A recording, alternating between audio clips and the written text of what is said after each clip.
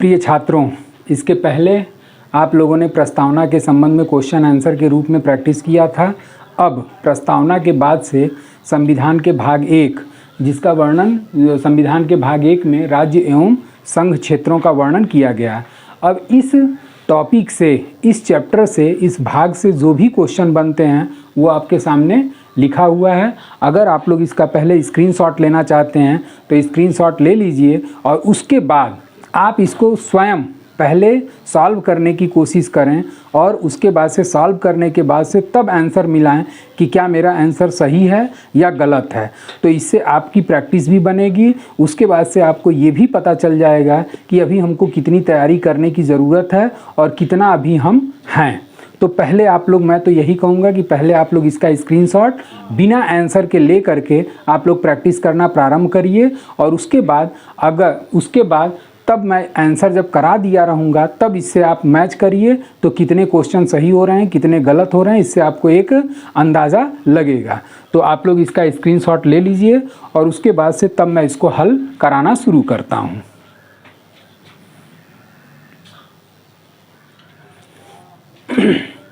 अब आते हैं पहला क्वेश्चन।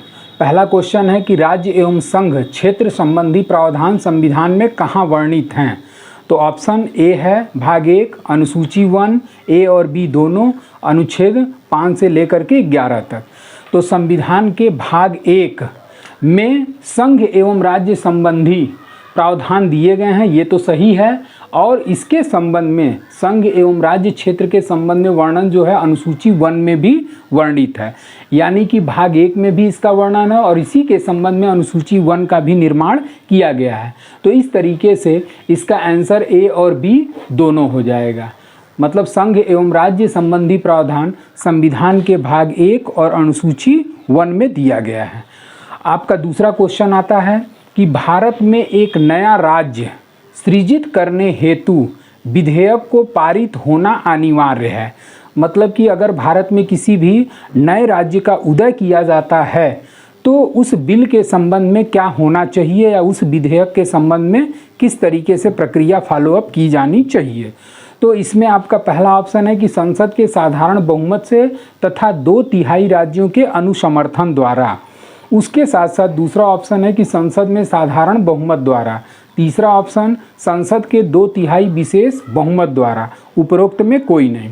तो पहले ऑप्शन के बारे में थोड़ा सा हम लोग जान लेते हैं कि संसद के साधारण बहुमत से, आंसर इसका तो यही होगा कि संसद के साधारण बहुमत से किसी भी नए राज्य का क्या किया जा सकता है, उदय या सृजन किया जा सकता है।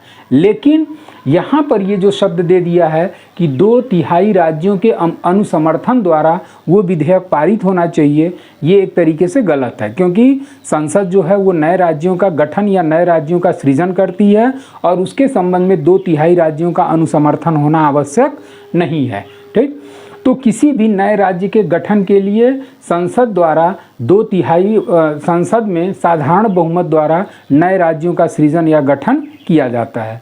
अब साधारण बहुमत और विशेष बहुमत जो है ये क्या होता है, इसके संबंध में मैं संविधान का जब टॉपिक पढ़ाऊंगा आर्टिकल 368 जिसमें संविधान संशोधन की प्रक्रिया दी गई है, तो उसी 368 के अंतर्गत संविधान संशोधन के बारे में बताया गया है कि संविधान साधारण बहुमत के द्वारा, उसके बाद से कौन कौन से प्रावधान साधारण बहुमत के द्वारा और कौन कौन से प्रावधान विशेष बहुमत के द्वारा पारित किए जाते हैं। तो इसको हम लोग बाद में 368 के तहत पढ़ेंगे। इसके पहले हम एक पढ़ा चुके हैं कि संविधान में संशोधन प्रक्रिया किस देश के संविधान से ली गई है। इसको आप लोग बल्कि अगर चाहें तो इसका आंसर आप लोग कमेंट बॉक्स में ज़रूर दीजिएगा कि संविधान में संशोधन प्रक्रिया किस देश के संविधान से ली गई है। तो इसको कमेंट बॉक्स में इसका आंसर आप लोग ज़रूर दीजिएगा। उसके बाद से तीसरा क्वेश्चन आ जाता है कि नए प्रदेश के सृजन एवं उसकी सीमा निर्धारण की शक्ति प्राप्त है। मतलब नए प्रदेश के सृजन और उसके सीमा निर्धारण की शक्ति किसे दी गई है। नए राज्यों की उत्पत्ति हो रही है तो नया राज्य के संबंध में उसकी सीमाओं का निर्धारण किया जाएगा, तो ये पावर या शक्ति किसको दी गई है। तो ऑप्शन है संसद, राज्यपाल, राष्ट्रपति या सीमांकन विभाग। ठीक, तो इसमें आंसर हो जाएगा संसद, क्योंकि संविधान का अनुच्छेद 2 और 3 के तहत नए राज्यों के सृजन या स्थापना, अनुच्छेद 2 में नए राज्यों की स्थापना एवं प्रवेश के संबंध में प्रावधान दिया गया है और अनुच्छेद 3 में उसके नए राज्यों की सीमाओं के निर्धारण और उसके नामों में परिवर्तन संबंधी प्रावधान अनुच्छेद 3 में दिए गए हैं। और ये 2 और 3 के तहत अनुच्छेद 2 और 3 में जो भी प्रक्रिया वर्णित है ये किसको दी गई है, तो ये दी गई है संसद को प्रदान की गई है। चौथा क्वेश्चन आपका आ जाता है कि संविधान में राष्ट्र का उल्लेख किस नाम से किया गया है, मतलब भारत को किस नाम से संविधान में संबोधित किया गया है। हिंदुस्तान, भारतवर्ष, भारत तथा इंडिया, भारत, हिंदुस्तान तथा इंडिया। तो इसका सही आंसर होगा भारत तथा इंडिया। भारत तथा इंडिया का मतलब हो गया संविधान का जब अनुच्छेद 1 पढ़ेंगे तो हमारा जो चैप्टर है अखंड भारत के नाम से एक वीडियो पड़ा हुआ है और वो वीडियो लगभग नियर अबाउट 55-60 मिनट का है। उसी अखंड भारत वाले वीडियो में ये चीज़ लिखा गया है, संविधान का अनुच्छेद 1 में लिखा गया है कि भारत अर्थात इंडिया राज्यों का संघ होगा। तो राष्ट्र को किस नाम से संबोधित किया गया है, तो भारत तथा इंडिया के नाम से संबोधित किया गया है। पांचवा क्वेश्चन आपका बनता है कि यदि भारत संघ में नए राज्यों का सृजन किया जाना है तो संविधान के किस अनुसूची में संशोधन करना होगा। तो अभी आप लोगों ने देखा पहले क्वेश्चन में कि अनुसूची 1 में नए राज्यों के संबंध में या संघ राज्य क्षेत्रों के संबंध में प्रावधान दिया गया है, तो अनुसूची 1 में ही इसको क्या किया जाता है, संशोधन किया जाता है। और उसी अनुसूची 1 में राज्यों का नाम और केंद्र शासित प्रदेशों का नाम वर्णित है कि वर्तमान में भारत में कुल कितने राज्य और कितने केंद्र शासित प्रदेश हैं। तो अगर नए राज्यों का सृजन या उत्पत्ति होती है तो उसके संबंध में अनुसूची 1 में संशोधन करके उस राज्य को उसमें शामिल कर दिया जाता है। जिसमें कि आपका अनुसूची 7 है, तो अनुसूची 7 में जो है वो आपका संघ एवं राज्य के मध्य शक्तियों का विभाजन के संबंध में प्रावधान है। अनुसूची 10 में दल बदल संबंधी कानून दिए गए हैं और अनुसूची 5 में अनुसूचित जातियों के प्रशासन संबंधी उल्लेख किए गए हैं। तो इस तरीके से इसका आंसर क्या हो जाएगा, अनुसूची 1। उसके बाद से किस संविधान संशोधन के तहत दिल्ली को राष्ट्रीय राजधानी क्षेत्र का दर्जा प्रदान किया गया। तो दिल्ली को राष्ट्रीय राजधानी क्षेत्र का दर्जा किस संविधान संशोधन के तहत प्रदान किया गया, तो आपका इसका आंसर हो जाएगा 69वां संविधान संशोधन के तहत दिल्ली को राष्ट्रीय राजधानी क्षेत्र का दर्जा प्रदान किया गया।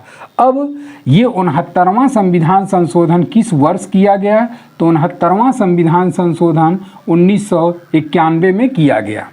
अब 1991 में किसकी सरकार थी, तो 1991 में पीवी नरसिम्हा राव भारत के प्रधानमंत्री थे और उन्हीं के शासनकाल में 69वां संविधान संशोधन 1991 में दिल्ली को 91 के तहत दिल्ली को राष्ट्रीय राजधानी क्षेत्र के रूप में दर्जा प्रदान किया गया। अगला क्वेश्चन है दिल्ली है, दिल्ली क्या है, एक राज्य है, एक स्वायत्त शासी परिषद है, केंद्र शासित प्रदेश है या इनमें से कोई नहीं। तो दिल्ली जो है एक केंद्र शासित प्रदेश है, एक केंद्र शासित प्रदेश। 8वां क्वेश्चन ये है कि सिक्किम भारत का एक राज्य कब बनाया गया था। तो सिक्किम जो है भारत का एक राज्य कब बनाया गया, किस संविधान संशोधन के तहत बनाया गया था, तो सिक्किम 35वां संविधान संशोधन, 35वां संविधान संशोधन किस सन में हुआ था, ये हुआ था आपका 1974 में।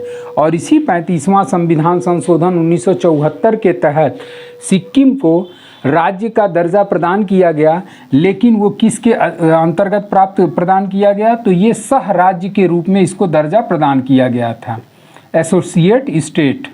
अब सह राज्य कुछ लोगों को नहीं समझ में आया होगा, तो सह राज्य के संबंध में अगर आपको पढ़ना है तो आप अखंड भारत वाला जो हमारा वीडियो है उसमें हमने इसको डिटेल रूप से समझाया हुआ है कि सह राज्य किसे कहते हैं और किस के अंतर्गत सिक्किम को, किस अनुच्छेद के अंतर्गत सिक्किम को राज्य का दर्जा प्रदान किया गया, किस संशोधन के तहत। ये सारा डिटेल आपका अखंड भारत वाले वीडियो में संविधान के भाग 1 का जो वर्णन है उसमें आपको मिल जाएगा। तो इस तरीके से 35वां संविधान संशोधन 1974 के तहत सिक्किम भारत का एक राज्य के रूप में स्थापित किया गया। अगला क्वेश्चन 9वां ये बनता है कि सिक्किम को भारतीय संघ में विधिवत रूप से पूर्ण राज्य के रूप में कब शामिल किया गया। अब यहाँ पर दोनों क्वेश्चन में माइन्यूट अंतर है, इसको थोड़ा सा आप लोग समझिएगा कि सिक्किम को एक राज्य बनाया गया, तो राज्य किस संशोधन के तहत बनाया गया, 35वां संविधान संशोधन 1974 के तहत, और इसे राज्य के रूप में कौन सा दर्जा दिया गया, एसोसिएट स्टेट या सह राज्य का दर्जा प्रदान किया गया। और यहाँ के राजा थे चोंग्याल ने कुछ समय के पश्चात ये प्रस्ताव रखा कि हम लोग भारत में विलय करना चाहते हैं, तब जाकर के आपका 36वां संविधान संशोधन किया गया। और ये 36वां संविधान संशोधन 1975 में किया गया। और इसी 36वां संविधान संशोधन 1975 के तहत भारत संघ में सिक्किम को क्या कर लिया गया, शामिल कर लिया गया। और जब सिक्किम को शामिल किया गया 1975 में, तो अनुसूची 1 में भी इसको शामिल करके भारतीय संघ में राज्य का दर्जा पूर्ण रूप से प्राप्त हो गया। 10वां क्वेश्चन आपका कि संविधान के प्रथम अनुच्छेद के अनुसार भारत है क्या है, तो राज्यों का समूह है, एक राष्ट्र है, राज्यों का संघ है, या फिर एक गणतंत्र है। तो अनुच्छेद 1 के अनुसार, प्रथम अनुच्छेद के अनुसार या अनुच्छेद 1 के अनुसार भारत जो है राज्यों का क्या है, एक संघ है। मतलब जैसा कि हमने शुरू में ही बताया कि अनुच्छेद 1 में ये कहा गया है कि भारत अर्थात इंडिया क्या है, तो राज्यों का संघ है। तो इस तरीके से प्रथम अनुच्छेद के अनुसार भारत एक राज्यों का संघ है। तो 10 क्वेश्चन आपका ये प्रैक्टिस हो गया। अब बाकी के क्वेश्चन इस चैप्टर पे जो बचते हैं उसको अभी मैं प्रोड्यूस करता हूँ। अब आपका 11वां क्वेश्चन ये है कि भाषाई आधार पर राज्यों का पुनर्गठन किस वर्ष किया गया था। तो भाषाई आधार पर राज्यों का पुनर्गठन आंसर हो जाएगा आपका 1956, ठीक। और इसी 1956 के आधार पर सामाजिक, आर्थिक, राजनीतिक, सांस्कृतिक, भाषाई आधार पर राज्यों का पुनर्गठन किया गया। अगला क्वेश्चन कि भाषा के आधार पर गठित पहला राज्य कौन सा है। तो भाषा के आधार पर जो गठित पहला राज्य है वो है आपका आंध्र प्रदेश। और इसी आंध्र प्रदेश को पहली बार भाषा के आधार पर गठित पहला राज्य घोषित किया गया था। जैसे कि शुरुआती दौर में आपका जब भारत आज़ाद हुआ तो भारतीय लोगों ने राज्यों के पुनर्गठन के संबंध में ये आवाज़ उठाई कि राज्यों का पुनर्गठन भाषा के आधार पर होना चाहिए। तो इसी भाषा के आधार पर आपका आंध्र प्रदेश को पहला राज्य घोषित किया गया। अगला क्वेश्चन कि राज्य पुनर्गठन अधिनियम 1956 के तहत कितने राज्य और कितने केंद्र शासित प्रदेशों का गठन किया गया। ये जो आपका राज्य पुनर्गठन अधिनियम है, ये राज्य पुनर्गठन अधिनियम 1956 में पारित हुआ था और फजल अली कमेटी के रिपोर्ट के आधार पर इस अधिनियम का निर्माण किया गया। और इसी अधिनियम के तहत भारत में 14 राज्य और 6 केंद्र शासित प्रदेशों का गठन किया गया। उसके बाद से आपका क्वेश्चन नंबर 14वां है, और 14वां में ये है कि वर्तमान में भारत में कुल कितने राज्य तथा कितने केंद्र शासित प्रदेश हैं।